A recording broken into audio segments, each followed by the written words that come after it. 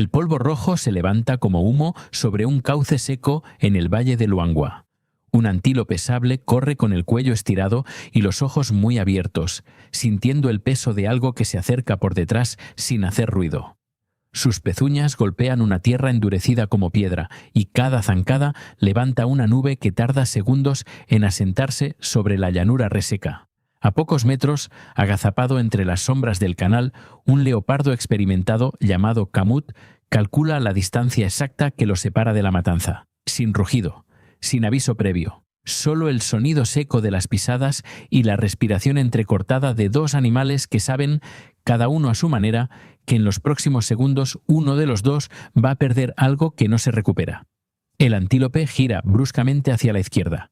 Kamut corrige el ángulo en una fracción de segundo, sin perder velocidad. La distancia entre ambos se reduce a apenas unos metros. Y entonces, justo cuando el leopardo extiende las garras para cerrar la cacería, el antílope desaparece entre una nube de polvo rojo que el viento arrastra sobre la tierra agrietada. Nadie sabe todavía qué pasó en ese instante. Pero para entenderlo hay que retroceder varios meses, hasta el momento en que la lluvia dejó de caer sobre Zambia y todo el valle de Luangwa empezó a transformarse en otra cosa. Una sola persecución no alcanza para explicar lo que pasó esa tarde en el cauce seco. Lo que lo explica es un valle entero, considerado uno de los ecosistemas más ricos de África, convertido en una trampa mortal durante la sequía más severa que se recuerda en 2 décadas. Al final de este vídeo vas a entender por qué un antílope que llevaba toda su vida evadiendo depredadores logró sobrevivir justo cuando las condiciones le eran más desfavorables y por qué la misma sequía que estaba matando de hambre a la mitad del valle le dio a Kamut una ventaja que ningún leopardo había tenido antes en esa zona del río. Quédate hasta el final. La razón por la que el antílope sable escapó de Kamut tiene que ver con un detalle que ni siquiera los biólogos que estudian esta zona esperaban encontrar. El valle de Luangwa se extiende por las tierras áridas del este de Zambia, en el corazón de África. Es uno de los ecosistemas salvajes más extremos del continente, un lugar donde cada año la vida enfrenta un ciclo implacable de inundaciones y sequías, de explosiones de vida seguidas de largos periodos de desgaste. Normalmente, la temporada de lluvias aquí comienza a finales de octubre, pero el año en que ocurre esta historia, ese ciclo se rompió. El fenómeno del Niño alteró los patrones climáticos globales y convirtió la estación de Zambia en una sequía extrema. El nivel del río Luangwa cayó hasta el punto más bajo de las últimas 2 décadas y, con cada semana que pasaba sin lluvia, el río amenazaba con dejar de fluir por completo. El antílope sable que abre esta historia formaba parte de un pequeño grupo que se movía por las praderas cercanas a los acantilados donde habita una tropa de más de 100 babuinos. Su especie es famosa por la resistencia, la velocidad y una extraordinaria capacidad para adaptarse a algunos de los entornos más hostiles de África. Pero ni la resistencia ni la velocidad sirven de mucho cuando el agua desaparece y los depredadores empiezan a aprender nuevas formas de cazar. Nació 2 sequías atrás, en un año en que la lluvia llegó tarde pero llegó. Creció viendo a su madre detenerse, levantar la cabeza, esperar. Esa costumbre, repetida miles de veces sin que nadie se la enseñara con palabras, terminó convirtiéndose en el único recurso que tenía frente a un depredador como Kamut. No tenía cuernos especialmente largos ni una velocidad superior a la del resto de su manada. Tenía algo más difícil de medir: la paciencia para quedarse quieto el tiempo exacto antes de correr. Los antílopes sable adultos pueden desarrollar cuernos curvados hacia atrás, que superan el 1,5 metros de longitud, una de las armas defensivas más temibles entre los herbívoros africanos. Frente a un león solitario, un macho adulto puede llegar a defenderse con esos cuernos hasta herir gravemente al depredador. Pero contra un leopardo como Kamut, especializado en el sigilo y la emboscada a corta distancia, esa misma arma resulta casi inútil. Para cuando los cuernos entran en juego, la distancia que los separa ya se ha reducido a nada y el resultado de la cacería ya se ha decidido varios segundos antes. Bajo el intenso sol del mediodía, la temperatura del suelo en la sabana de Luangwa puede superar los 50 grados Celsius, suficiente para convertir cada desplazamiento en una prueba que consume energía. Entre las praderas que se extienden hasta el horizonte y las acacias inmóviles bajo el viento caliente, cada ser vivo debe calcular constantemente sus movimientos. Alejarse demasiado de una fuente de agua puede llevar al agotamiento. Detenerse demasiado tiempo significa convertirse en un objetivo para los depredadores que esperan el momento adecuado.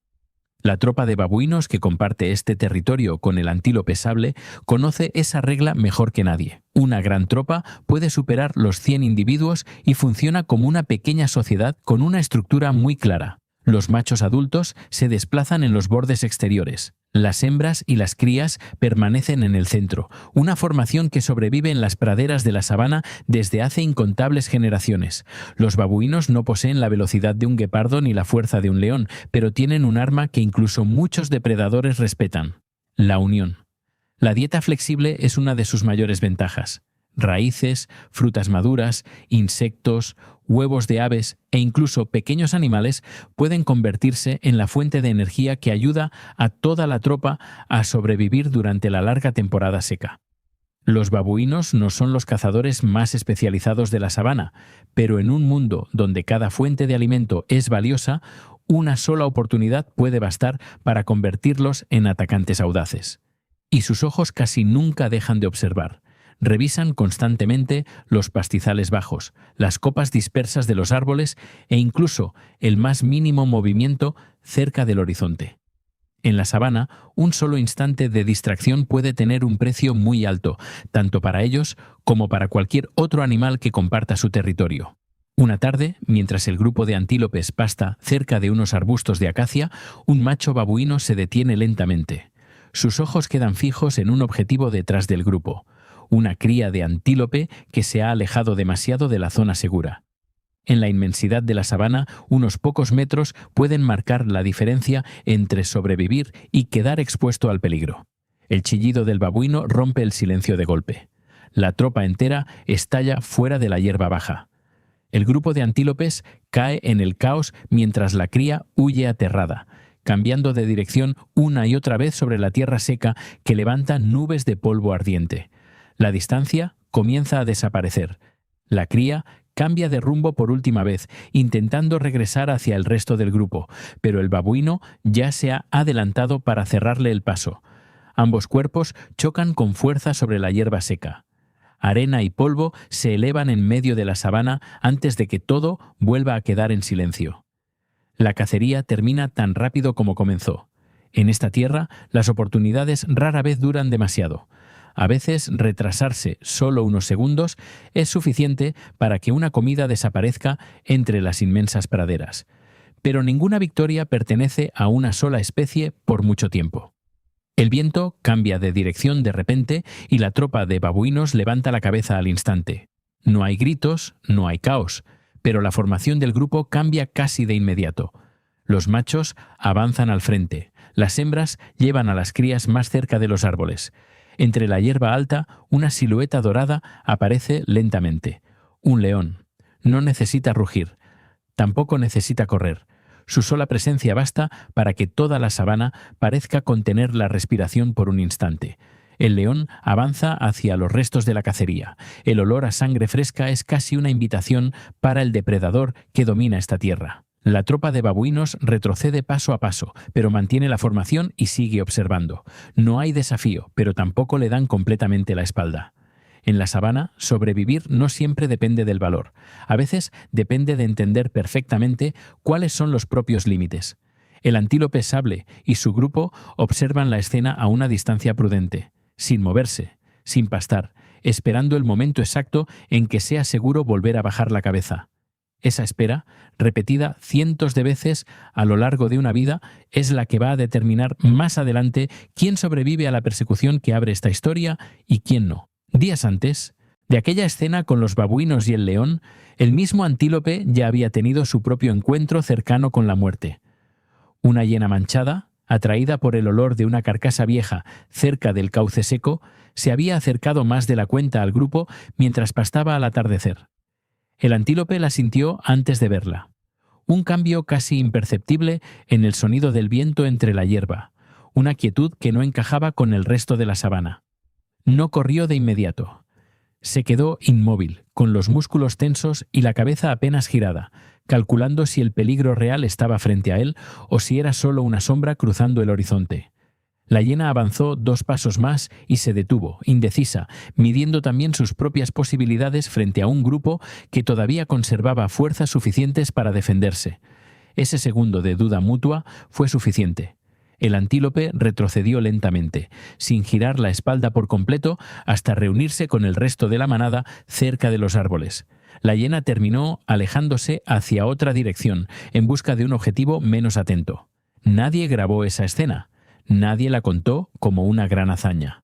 Pero fue precisamente ese tipo de decisión, tomada en silencio y sin testigos, la que terminó marcando la diferencia semanas después, cuando el depredador que se acercaba ya no era una hiena dudando entre 2 opciones, sino Kamut, calculando cada paso con la precisión de quien lleva toda una sequía perfeccionando su técnica. Al mediodía, cuando el calor sobre la llanura se vuelve más insoportable, el grupo de antílopes busca la poca sombra que ofrecen las acacias dispersas.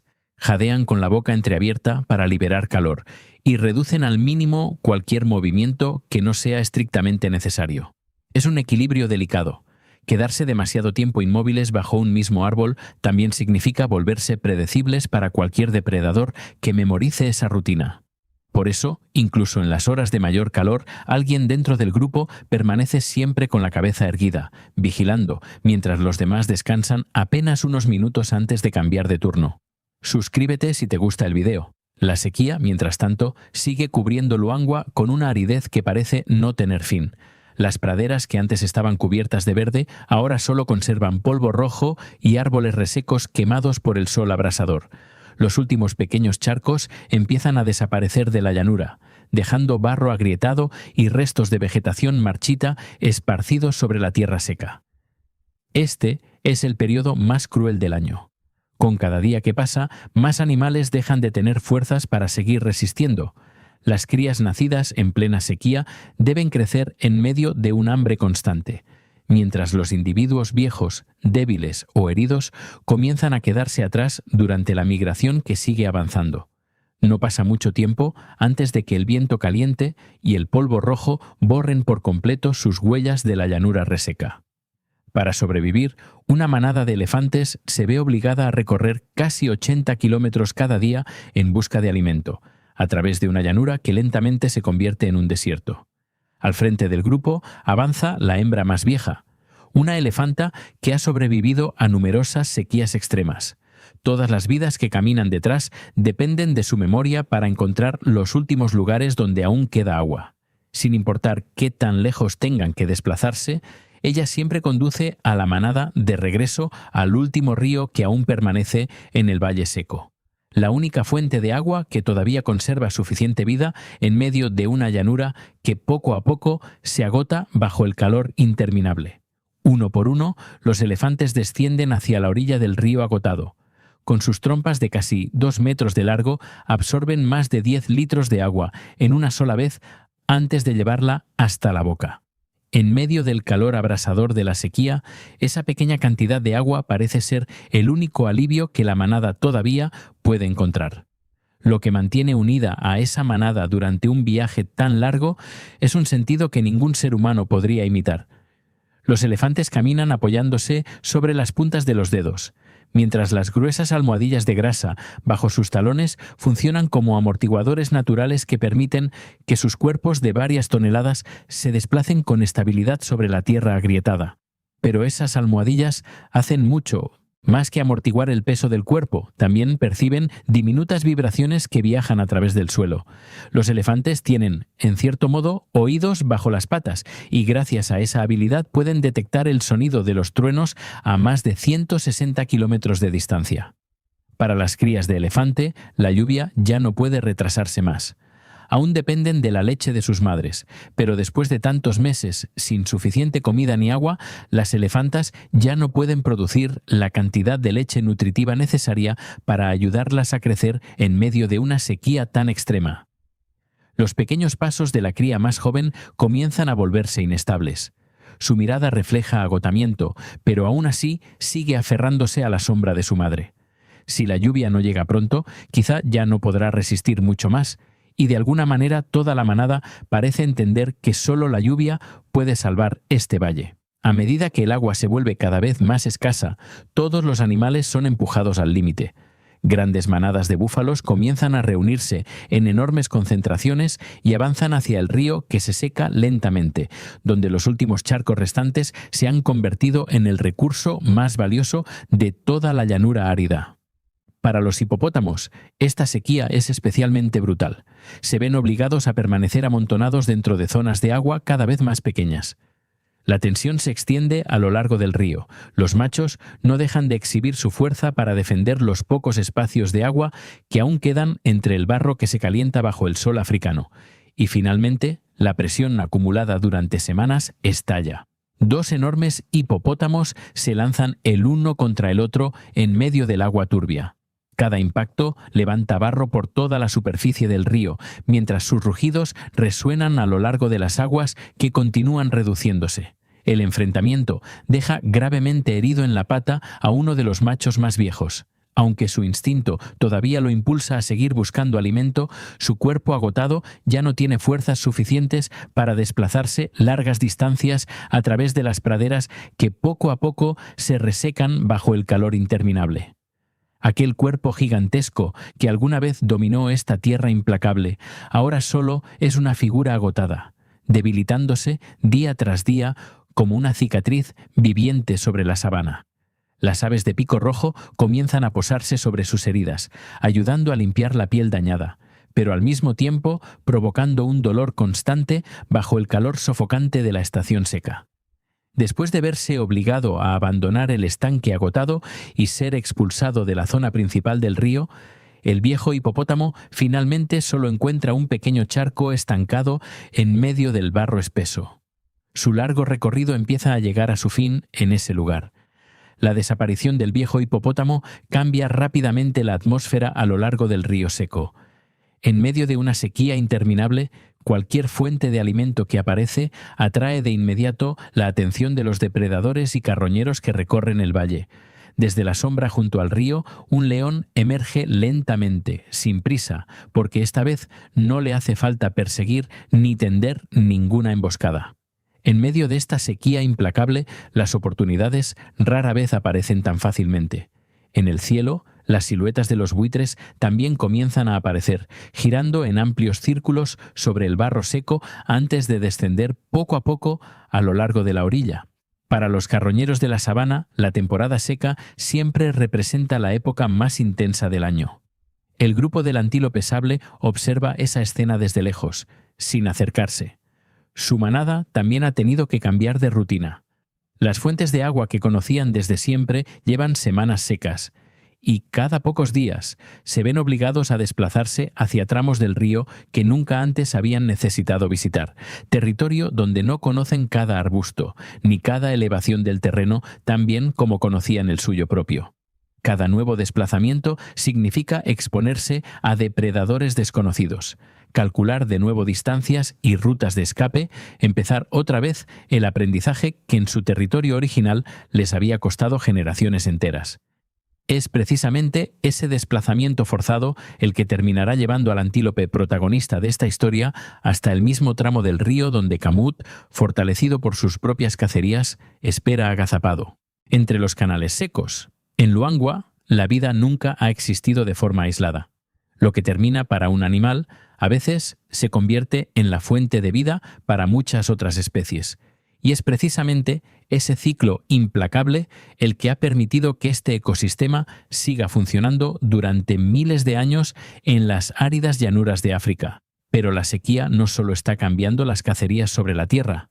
En todo el valle, las lagunas que durante la temporada de lluvias estaban cubiertas de agua se transforman en extensos caminos de tierra reseca bajo un sol abrasador. El suelo se endurece como hierro, mientras las últimas zonas de agua del río se vuelven cada vez más pequeñas.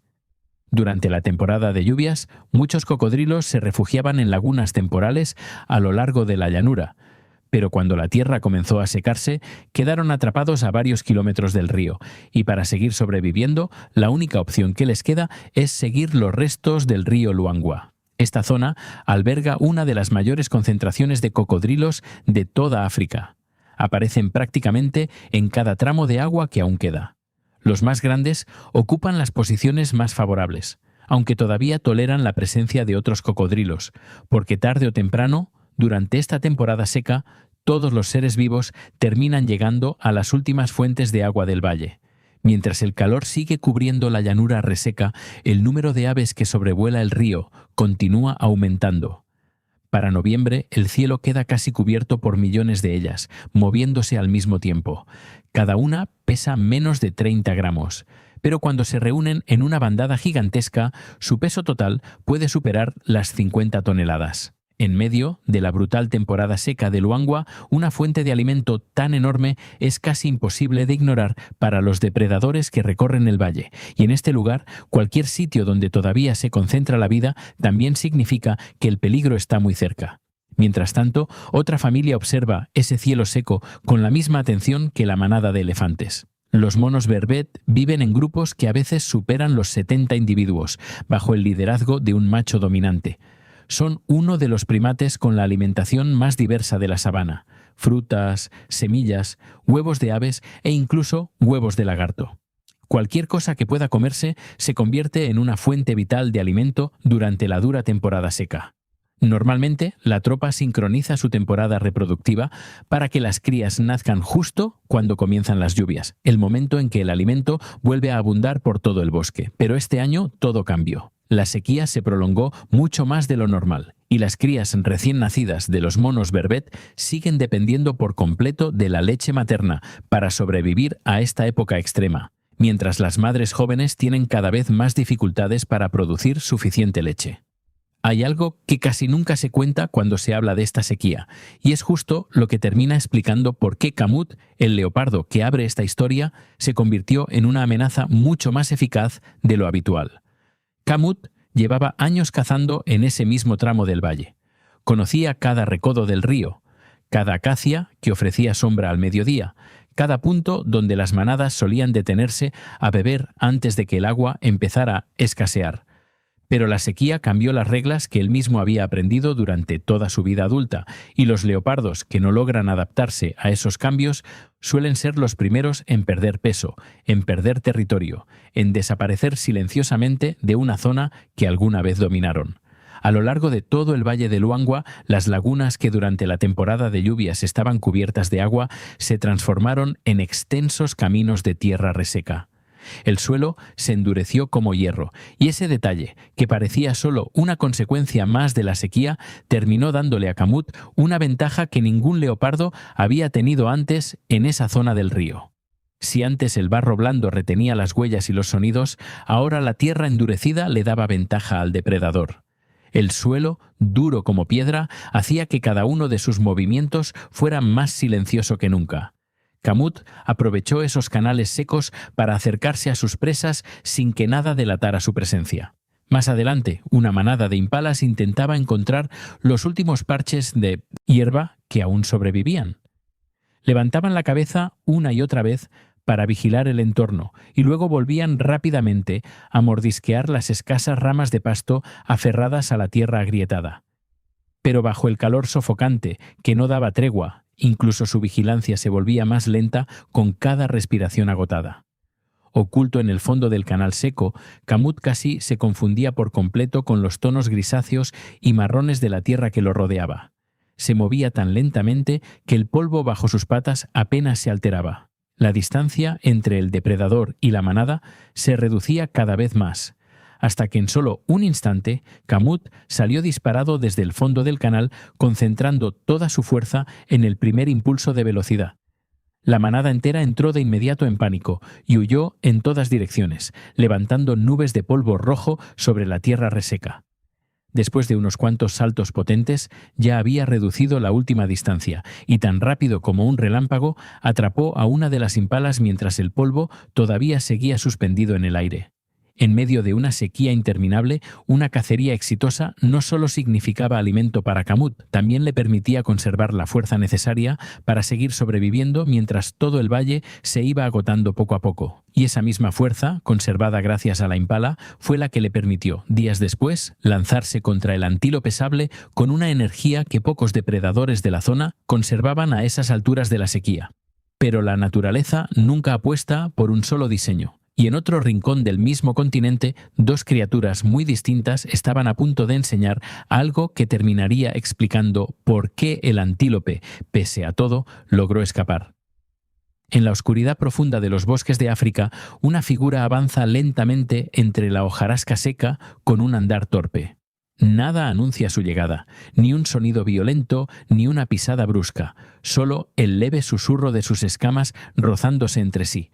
El pangolín, una de las criaturas más extrañas que la naturaleza haya creado, lleva sobre su cuerpo miles de escamas superpuestas que encajan con precisión, como si hubieran sido hechas a medida. Es el único mamífero en la Tierra que lleva ese tipo de armadura, una protección que no necesita pulirse, pero que siempre impone respeto. No te dejes engañar por ese andar tranquilo. El pangolín es un experto en abrir cerraduras en el mundo de los insectos. Cuando detecta el olor de hormigas o termitas bajo tierra, entra en acción de inmediato. Sus garras curvas y poderosas rasgan el suelo seco como pequeñas palas de acero, y en cuestión de minutos, una fortaleza que antes estaba sellada queda completamente abierta. Y entonces aparece su herramienta más extraña. El pangolín no tiene dientes. La naturaleza parece haber olvidado ese detalle, así que lo compensó con una lengua larga, flexible y sorprendentemente pegajosa, que se desliza por las grietas más pequeñas y barre hormigas y termitas con tal rapidez que toda la colonia apenas alcanza a reaccionar antes de desaparecer. Por supuesto, las hormigas no están de acuerdo con esto. Salen en masa para contraatacar con su táctica habitual, rodear y morder. Pero los ojos del pangolín están protegidos por párpados gruesos, sus oídos y fosas nasales pueden cerrarse y su capa de escamas convierte la furia de miles de hormigas en una simple molestia. En esta batalla, el pangolín no necesita ganar rápido, solo necesita ser más paciente que su oponente. Cuando la hierba se abre detrás de un pangolín que está alimentándose, una sombra baja y silenciosa se desliza más cerca. Un león. Sus ojos dorados se fijan en la pequeña figura frente a él. Un solo zarpazo bastaría para terminarlo todo. Pero en el instante en que el peligro desciende, el pangolín se queda quieto. Ni corre ni intenta defenderse. Solo queda una esfera de armadura inmóvil sobre el suelo. El león intenta morder, intenta tirar, intenta voltearlo. Sus garras raspan las escamas y producen golpes secos e inútiles. Frente a él ya no hay una presa, sino una puerta sellada por millones de años de evolución. Hay especies que ganan con la velocidad, hay especies que ganan con la fuerza. El pangolín elige ganar mediante la negativa absoluta a cooperar. En madrigueras ocultas, la madre pangolín suele dar a luz a una sola cría. Al nacer, sus escamas todavía son suaves y de color claro, mucho más delicadas que las de un adulto. La cría se aferra a su madre, a veces recostada sobre su larga cola, como si viajara en el medio más seguro del bosque. Si el peligro se acerca, la madre solo tiene que enrollarse y resguardar todo su pequeño mundo dentro de su armadura. Pero esa armadura fue creada para resistir colmillos y garras, no para enfrentar al ser humano. Hoy en día, el pangolín es uno de los mamíferos más traficados ilegalmente del mundo. Aquello que le permitió sobrevivir millones de años de evolución ya no es suficiente frente a la codicia humana, que en apenas unas décadas ha puesto a la especie entera en peligro. Si un día los bosques ya no guardan ese suave sonido de pasos torpes, la naturaleza no solo perderá a una criatura extraordinaria, sino también una idea hermosa. Que a veces lo más poderoso no es quien sabe atacar, sino quien sabe protegerse. Pero la naturaleza nunca apuesta por un solo diseño. Al otro lado del planeta, bajo la tierra caliente y las llanuras rojizas de América, otro guerrero emerge desde la oscuridad. No lleva escamas como el pangolín, no camina entre bosques nocturnos, pero aún así viste una armadura para sobrevivir, el armadillo. Desde la entrada de una pequeña madriguera bajo tierra, el polvo vibra suavemente. Luego, un hocico alargado asoma primero, olfateando el aire con cautela.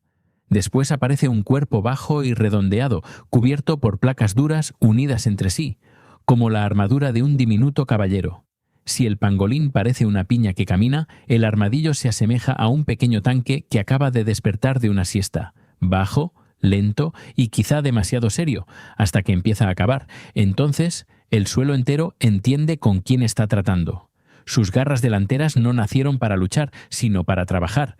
Cada zarpazo en la tierra es preciso, fuerte y decidido, como si hubiera firmado un contrato de por vida con el oficio de excavar.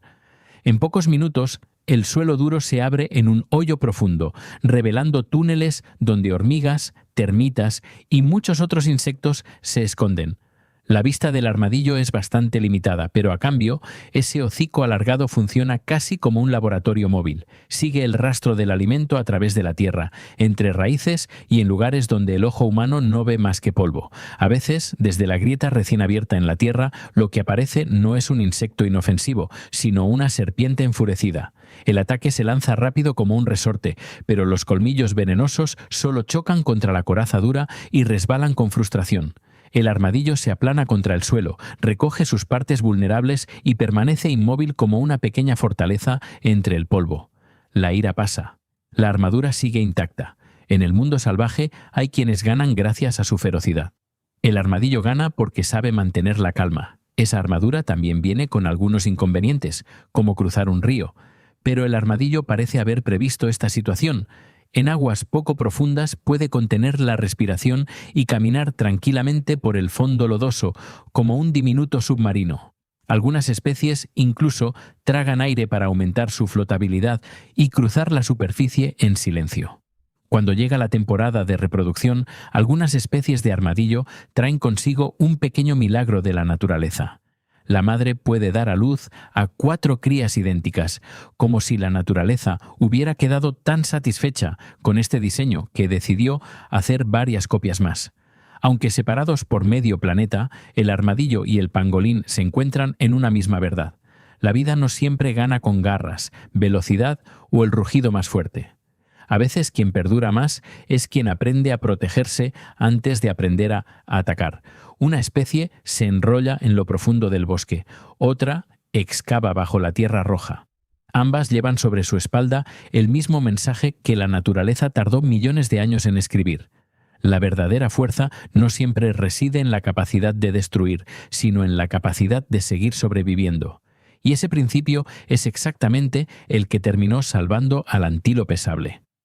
Su especie no tiene escamas ni placas óseas, pero durante generaciones desarrolló otra forma de armadura, una vigilancia que nunca se apaga del todo, una capacidad para leer el entorno y anticipar el peligro antes de que se materialice. Cada vez que el antílope se quedaba inmóvil junto a su grupo observando a un león alejarse, cada vez que aprendía a calcular la distancia exacta a la que podía pastar sin exponerse, estaba construyendo, sin saberlo, la misma clase de protección que el pangolín lleva sobre la piel. Volvamos entonces al cauce seco donde empezó todo. Kamut, fortalecido por la impala que había cazado días antes, detecta al grupo de antílopes sable moviéndose cerca del mismo canal que tantas veces le había dado ventaja. La tierra endurecida vuelve a jugar a su favor. Se desliza entre las sombras, calculando cada paso con la misma paciencia que lo convirtió en uno de los depredadores más temidos de esa parte del valle. Pero el antílope, que protagoniza esta historia, no es un animal cualquiera. Lleva meses observando, deteniéndose, calculando, aprendiendo a distinguir el silencio normal de la sabana del silencio que antecede al peligro. Y esa tarde, justo quizás un segundo antes de lo que cualquier otro miembro del grupo habría reaccionado, algo en el aire le advierte que no está solo. El antílope gira la cabeza hacia el canal seco. No ve nada todavía, pero su cuerpo ya está reaccionando. Las orejas giran hacia el sonido casi imperceptible de una pata apoyándose sobre tierra dura. El aire huele distinto, más cargado, como si algo hubiera alterado la quietud habitual del atardecer. Kamut, al sentirse descubierto, no espera más y se lanza al ataque desde su escondite. La distancia que lo separa de su objetivo es la misma que tantas veces le permitió cazar con éxito. Pero esta vez el antílope ya está en movimiento. Corre con el cuello estirado y los ojos muy abiertos, sintiendo el peso de algo que se acerca por detrás sin hacer ruido. Sus pezuñas golpean la tierra endurecida como piedra, y cada zancada levanta una nube que tarda segundos en asentarse. Kamut corrige el ángulo en una fracción de segundo, sin perder velocidad. La distancia entre ambos se reduce a apenas unos metros. Y entonces, justo cuando el leopardo extiende las garras para cerrar la cacería, el antílope gira bruscamente, aprovechando un cambio de terreno que conoce de memoria por haberlo recorrido cientos de veces durante la sequía. Kamut pierde el equilibrio sobre la tierra agrietada y resbala apenas un instante, lo suficiente para que la distancia que los separaba vuelva a abrirse. El antílope desaparece entre una nube de polvo rojo que el viento arrastra sobre la llanura reseca. Kamut se detiene, jadeando, y observa cómo la silueta de su presa se pierde entre la hierba alta que la sequía todavía no ha terminado de consumir. No hay segunda oportunidad esa tarde. La energía que le quedaba después de tantos meses de sequía no alcanza para sostener una segunda persecución. Para el antílope sable, ese instante de ventaja no fue suerte. Fue el resultado de meses enteros calculando distancias, observando leones, aprendiendo de cada cacería ajena que presenció desde lejos junto a la tropa de babuinos. La misma sequía que le había dado a Kamut un terreno más silencioso también le había enseñado al antílope a leer ese terreno mejor que cualquier otro animal de su grupo. Semanas después de aquella persecución, en lo alto del cielo, las primeras nubes oscuras comienzan a cubrir el horizonte de Luangwa. El aire se vuelve más pesado, como si la lluvia estuviera finalmente a punto de llegar. La vieja elefanta que guía a su manada se detiene en medio de la llanura cubierta de polvo. Sus enormes orejas se abren lentamente. Permanece inmóvil como si estuviera escuchando algo que ningún otro ser vivo puede percibir todavía. Los elefantes pueden escuchar sonidos en frecuencias mucho más bajas que los seres humanos. Y esa tarde, la vieja elefanta percibe el primer trueno de la temporada viajando a través de la tierra seca y endurecida, mucho antes de que nadie más en el valle pueda notarlo. Después de más de 6 meses y medio sin una sola lluvia, el cielo finalmente se abre sobre Luangwa. La lluvia cae durante más de 20 horas seguidas sobre la tierra húmeda, y poco a poco todo el valle comienza a transformarse otra vez. Los huecos que antes estaban secos se llenan de agua. Los nuevos brotes empiezan a aparecer entre los árboles de mopane que durante meses parecieron muertos. Las semillas que permanecían dormidas en las grietas de la tierra finalmente reciben la lluvia que necesitaban y en solo unos días la tierra árida vuelve a la vida. Una tortuga ve el mundo por primera vez después de 6 meses. Enterrada para evitar la sequía, una lluvia fría la despertó y ahora necesita sumergirse en el agua para recuperar completamente sus sentidos. Finalmente, entra en las aguas poco profundas en busca de moluscos y gusanos. Después de un descanso tan largo, necesita una comida abundante. Bajo tierra, otros habitantes del valle también esperaban exactamente esta señal.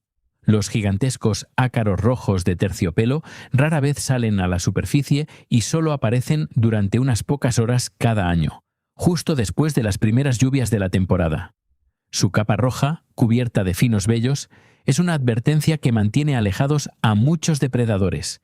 Secretan un aceite antifúngico de sabor desagradable para mantener su cuerpo limpio bajo tierra.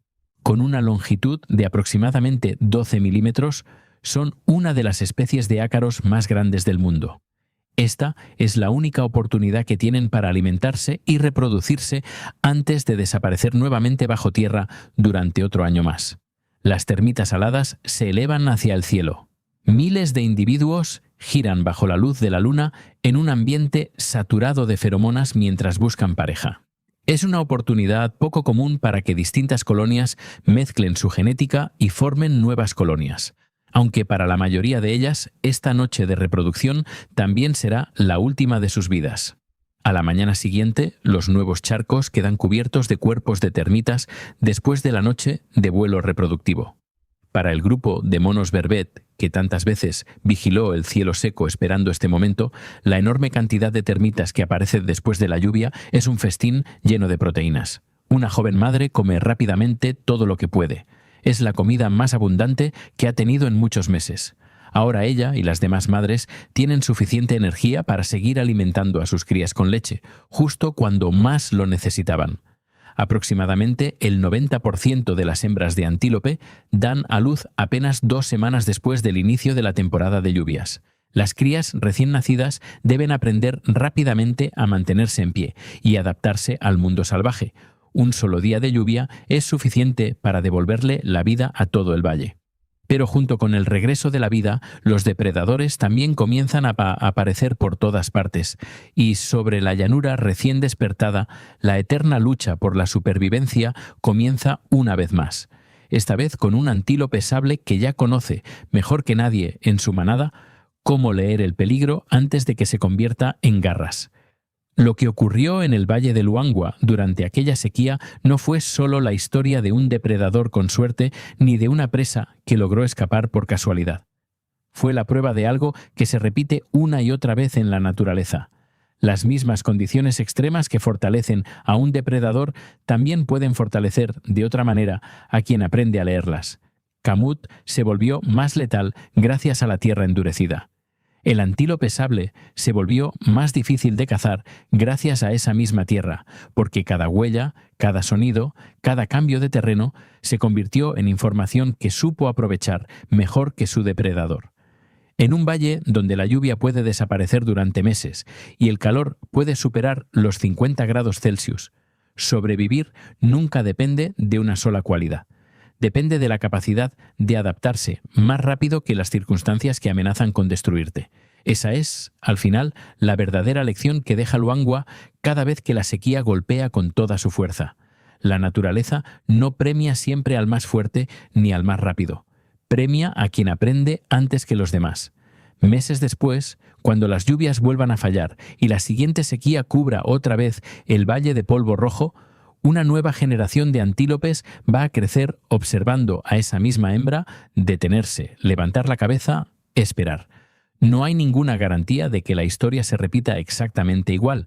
Kamut sigue cazando en ese mismo tramo del río y la sequía siempre encuentra una forma nueva de poner a prueba a quienes habitan Luangwa. Pero por ahora, en esta temporada, el antílope sable sigue ahí, sigue mirando, sigue calculando y eso, en un valle como este, ya es una victoria. Si esta historia te mantuvo pegado a la pantalla hasta el final, suscríbete si te gustó el video. En el canal seguimos documentando estas batallas silenciosas que ocurren todos los días en los rincones más extremos de África, historias que rara vez se cuentan, pero que merecen ser vistas.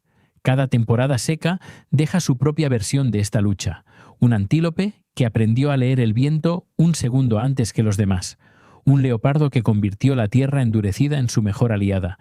Y un valle entero que, pese a todo, sigue encontrando la forma de volver a florecer.